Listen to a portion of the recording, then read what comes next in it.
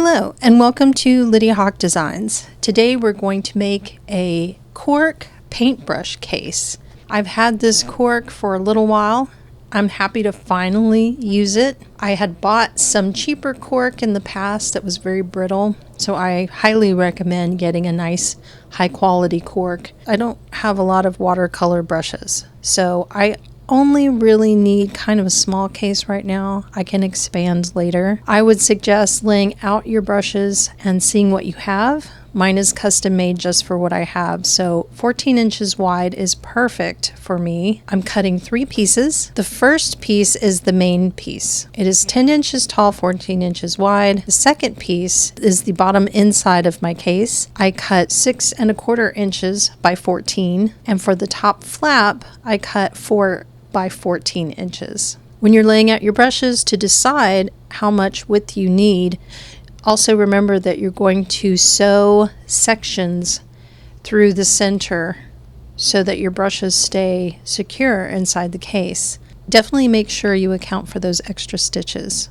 The first thing I do after I cut my pieces is line up the main outer area with the inside bottom with clips.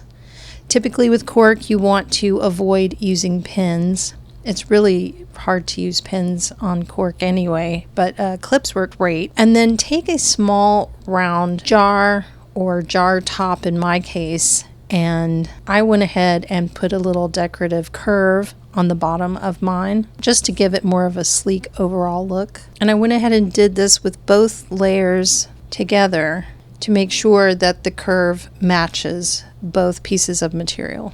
This is purely optional, but I have some elastic, so I'm going to leave about a 1-inch area unsewn on the top inside right of my case, so that after I put everything together and get the brushes in my case, I can decide how much elastic I'm actually going to need to sew right there, so I can cinch the whole thing after I roll it up. This part is really exciting for me because I have a Singer Confidence quilter, and I have an attachment, a walk feed attachment that's specifically designed for quilting that I'm going to use on this cork. You do not have to use a walk feed attachment on your machine, but cork does have a tendency to grip and slide a little bit as you're sewing. It just makes sewing a little easier. There are other tricks that you can look up for making sure that your cork doesn't slide, but this was particularly fun for me. This is my first time using this attachment because I don't do a lot of quilting. What it does is it creates a dog feed on the top to match the bottom so that all of the material moves in unison. And with quilting, when you're dealing with top fabric, bottom fabric, and cotton batting, that comes in real handy. Minus that 1-inch area at the top inside of the case, I am sewing a 1/4 inch seam all the way around and back stitching at the very end. Now I went ahead and put my brushes in between the 2 layers. Typically you don't want to pin cork, but since I'm going to be sewing down the area where the pins are anyway, I went ahead and added pins so I could see exactly how the brushes fit once they're inside both layers. Now if I had thought about it, I probably would have then taken my ruler and drawn some chalk lines where I want to sew, but I just eyeballed it.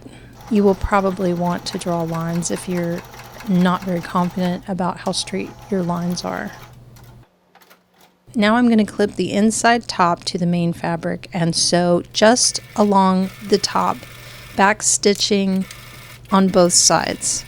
For the elastic, if I had had beige, I would have chosen beige, but this is just for me. If you're going to give this as a gift, there are so many fun decorative things that you can do with cork. I'm going to try some things in the future, but for now, this very simply serves my purposes. And I have black elastic, and no one else is going to see my paintbrush case, so I'm just going to use what I have.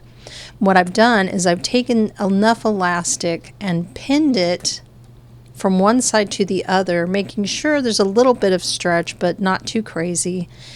Elastic does wear out over time. I don't need it to be super, super tight. I just need it to keep everything held together. And once I'm happy with the length, I will cut the excess, sew both ends inside that 1-inch area I left open, making sure to back stitch at the beginning and then go over the existing stitches to make sure that everything is nice and secure. And that's it. As you can see, I also added round corners to the top and side flap of my case just to give it a more finished look. Thank you so much for watching my tutorial. If you like my videos, please like and subscribe. Happy sewing, and until next time.